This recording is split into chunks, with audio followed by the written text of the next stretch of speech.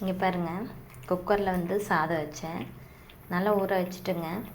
Whistle வர டைமில் cooker வந்து ப்ராப்ளம் ஆயிடுச்சு. அதாவது தண்ணி ப்ராப்ளமா குக்கர் ப்ராப்ளமா தெரியல, கம்ப்ளைண்ட் ஆயிடுச்சு.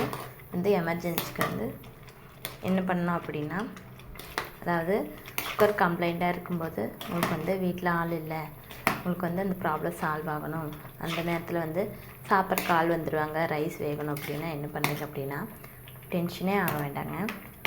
குக்கர் வந்து விசில் வரல, விசில் ப்ராப்ளம் இல்லை குக்கர் கேஸ்கட் ப்ராப்ளம் அப்படிங்கும்போது டோன்ட் வரிங்க. அந்த மாதிரி சமயத்தில் என்ன பண்ணுறீங்க அப்படின்னா, குக்கர் மூடி வந்து ஓப்பன் பண்ணி, அதாவது விசில் வரல, எல்லாம் வந்து தண்ணியெல்லாம் வெளியே வருது, விசில் வந்து ப்ராப்ளம் எல்லாம் லீக் ஆகுது அப்படிங்கும்போது நீங்கள் என்ன பண்ணுறீங்கன்னா, டென்ஷனே ஆக வேண்டாம், குக்கர் மூடி ஓப்பன் பண்ணி வச்சுருங்க. அதாவது இந்த அளவுக்கு வந்து வேகாமல் இருக்குது இல்லைங்களா, ஆல்ரெடி நீங்கள் தண்ணியெல்லாம் ஊற்றி தான் வந்து நீங்கள் மூடி வச்சுருக்கீங்க. கடைசி நேரத்தில் விசில் வராமல் மக்கப் பண்ணும்.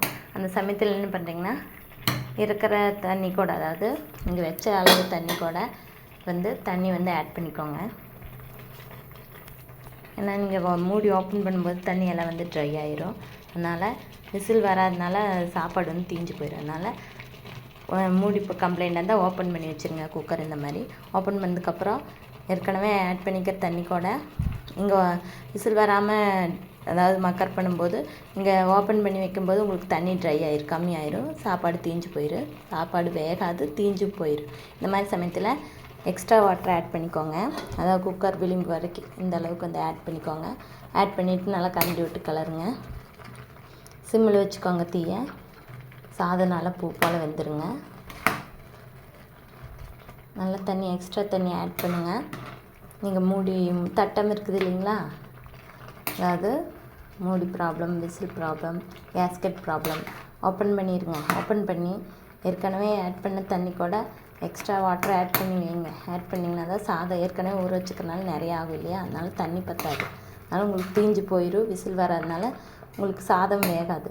அதனால் நீங்கள் என்ன பண்ணுறீங்கன்னா, இந்த மாதிரி சமயத்தில் டென்ஷன் ஆகாமல் குக்கர் மூடி ஓப்பன் பண்ணி வச்சு சிம்மில் வச்சு அது கூடயே வந்து இந்த சாதமுங்கிற அளவுக்கு தண்ணி ஆட் பண்ணி நல்லா கரண்டி விட்டு கிளறிக்கோங்க. கிளறி வீட்டில் வந்து தட்டமோ இல்லை பிளேட்டு அந்த மாதிரி இருந்தது அப்படின்னா அதை போட்டு மூடி வச்சுக்கோங்க. இந்த மாதிரி நல்லா மூடி வச்சுக்கோங்க. மூடி வச்சு அடுப்பை வந்து சிம்மில் வச்சுக்கோங்க. நல்லா மூடி போட்டு தண்ணி, எக்ஸ்ட்ரா தண்ணி ஊற்றிக்கிறீங்களா, கரண்டி விட்டு நல்லா கிளறிட்டிங்களா, இப்போ வந்து தட்டமோ இல்லை மூடியோ வச்சு மூடி வச்சுக்கோங்க. ஏன்னா சின்ன தட்டை வச்சிங்க உங்களுக்கு வந்து ஆவி பொறுக்க முடியாமல் விழுந்துடும். இந்த மாதிரி பெரிய பிளேட் எடுத்து குக்கர் கலவை மூடி வச்சுருங்க. விசில் கம்ப்ளைண்ட்டு, கடைசி நேரத்தில் விசில் வரல, ஊற்றின தண்ணியெல்லாம் வெளியே வருது, அந்த மாதிரி ப்ராப்ளம் வரும்போது உங்களுக்கு வந்து மேனேஜ் பண்ண முடியலைன்னா இந்த மாதிரி ட்ரிக் யூஸ் பண்ணுங்கள். மூடி விசில் வரல அப்படிங்கும்போது அந்த மூடியை ஓப்பன் பண்ணி வச்சுருங்க. வச்சுட்டு இந்த மாதிரி ஏற்கனவே வந்து தண்ணி சேர்த்துருக்கீங்க இல்லையா, அது கூட எக்ஸ்ட்ரா வாட்டர் ஆட் பண்ணிக்கோங்க. சாதமுங்கிற அளவுக்கு கரண்டி விட்டு அப்பப்போ ஒரு கிளறிக்கோங்க. கிளறி தீயை சிம்மில் வச்சுட்டு நல்லா தட்டு போட்டு மூடி வச்சுருங்க. இந்த தண்ணியெல்லாம் வந்து ட்ரை ஆயிடணும். அப்படி ட்ரை ஆகலை அப்படின்னா சாதம் நல்லா குழைய வேக வரைக்கும் வெயிட் பண்ணுங்கள். உங்களுக்கு வந்து அப்பப்போ எடுத்து இந்த சாதத்தை வந்து கையில் வெந்துருச்சான்னு நசுக்கி பார்ப்பீங்களா, அப்படி நல்லா வெந்ததுக்கப்புறம் என்ன பண்ணுறீங்க அப்படின்னா, வந்து சாதம் வேகலை இல்லைங்களா, இன்னும் வந்து அப்படியே தான் இருக்குது, வந்து மூடி போட்டால் அதை இந்த மாதிரி சமயத்தில் வந்து தண்ணி இருக்குது பார்த்தீங்களா, இந்த தண்ணி வந்து சாதம் வந்து வெந்துச்சுன்னு அப்படின்னா இந்த தண்ணி வந்து கொஞ்சம் ட்ரை ஆகிருங்க.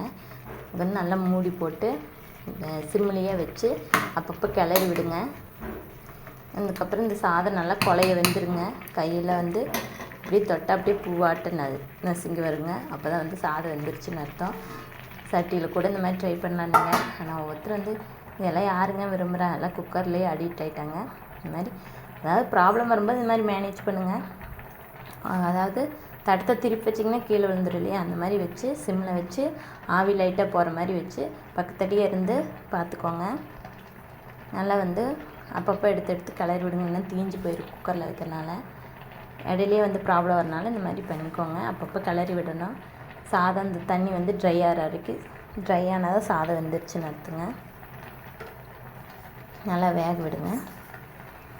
வெந்ததுக்கப்புறம் சாதம் வந்து நல்லா பூவாட்ட நசுங்கி வரணுங்க. இந்த மாதிரி ஸ்டேஜில் வந்து நம்ம குக்கரில் வந்து மேலே குக்கர் கலவை ஒரு தட்டு வச்சு அதில் இருக்கிற சாதத்தில் இருக்கிற அந்த எசன்ஸ், அதாவது கஞ்சியெல்லாம் வடிச்சிருங்க. வடிச்சிட்டிங்கன்னா உங்களுக்கு சாதம் பளபளன்னு இருக்கும், சீக்கிரம் கெடாது. விசில் ப்ராப்ளம், இந்த மாதிரி தண்ணி லீக் ஆகுது, மூடி ப்ராப்ளம், கேஸ்கெட் ப்ராப்ளம்ங்கும்போது மேனேஜ் பண்ண முடியலனா இந்த மாதிரி ஓப்பன் பண்ணி, மூடியே வேண்டாங்க, ஓப்பன் பண்ணி வச்சுருங்க.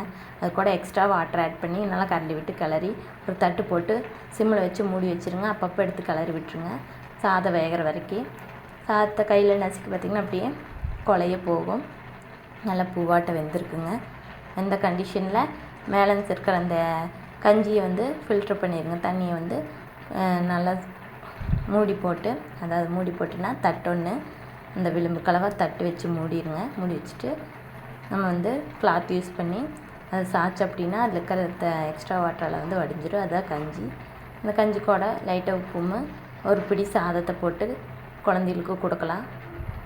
நீங்களும் சாப்பிடலாம், டேஸ்ட்டாக இருக்கும். அதுவும் நம்ம இன்ட்ரெஸ்டிங்கான அது ஒரு டேஸ்ட்டாக இருக்குங்க. இந்த மாதிரி கஞ்சி வடித்து அந்த சாதத்தை ஒரு பிடி போட்டு லைட்டாக உப்பு போட்டு அதை சாப்பிட்டு பாருங்கள். அது ஒரு டேஸ்ட்டாக இருக்கும். பசி நேரத்தில் எமர்ஜென்சிக்கு அந்த மாதிரி குழந்தைகளுக்கு சமாளிக்க முடியும்போது அதை கொடுத்து பாருங்கள். நல்லா டேஸ்ட்டாக இருக்கிறனால சாப்பிடுவாங்க. அதுக்கப்புறம் வந்து என்ன பண்ணுறீங்க அப்படின்னா, நல்லா பூவாட்டை வெந்ததுக்கப்புறம் அந்த தண்ணியை வடிச்சிட்டிங்க அப்படின்னா அது வந்து பளபளன்னு இருக்குது சாப்பாடு.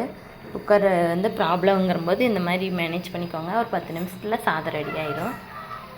அதாவது நான் இதே மாதிரி ப்ரொசீஜர் ஃபாலோ பண்ணாதாங்க உங்களுக்கு கரெக்டாக வரும். இங்கே பாருங்கள், சாதம் வேக வேக குக்கர் நிறையா வந்து வருது. இப்போ வந்து தீஞ்சிடாமல் பார்க்குறதுக்கு நான் சொன்னேன் இல்லைங்களா, ட்ரை ஆகக்கூடாது. தண்ணி ட்ரை ஆகிடுச்சு அப்படின்னா சாதம் வெந்துருச்சுன்னு அர்த்தம். தண்ணி இருக்கிறனால அப்படியே இருக்குதுங்க, கிளறி விட்டுக்கோணும். தண்ணி இல்லைங்கும்போது உங்களுக்கு சாதம் வந்து தீஞ்சு போயிடும்.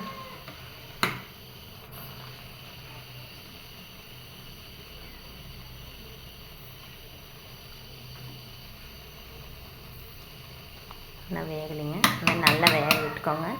சீக்கிரம் வெந்துருங்க. ஆஸ் யூஷுவல் தட்டு போட்டு இன்னும் கூட தண்ணி ஆட் பண்ணிக்கோங்க. இது கூட தீஞ்சிடாமல் பார்த்துக்கோங்க. தண்ணி ஆட் பண்ணிங்க, அப்படி ஆட் பண்ணி மறுபடியும் மூடி போட்டு வச்சிங்கன்னா 10 நிமிஷத்தில் சாதம் ரெடி. நான் வேணால் ட்ரை பண்ணி பாருங்கள். ப்ராப்ளங்கும்போது இப்படி மேனேஜ் பண்ணிக்கோங்க. சாதமும் வெந்துடும். எக்ஸ்ட்ரா தண்ணி ஊற்றினா தாங்க சாதம் வேகும்.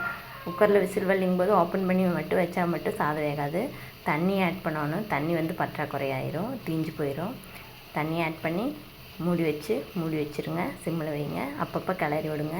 10 நிமிஷத்தில் சாதம் வெந்துடும். நான் ட்ரை பண்ணிவிட்டு சொல்கிறேன்.